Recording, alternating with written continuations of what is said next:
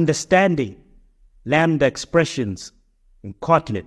Lambda expressions, also known as anonymous functions, are a way to define functions without explicitly naming them. They provide a concise and powerful syntax for creating small, self-contained blocks of code that can be passed around as variables, making them ideal for functional programming paradigms. That being said, are you tired of those pesky runtime null pointer exceptions crashing your apps?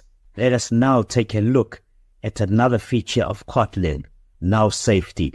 With Kotlin's built-in null safety, you can say goodbye to worrying about NPEs. Instead, leverage the power of strict compile time checks to catch issues early while writing cleaner, safer code. Learn how Kotlin makes handling nulls simple and intuitive in this quick video.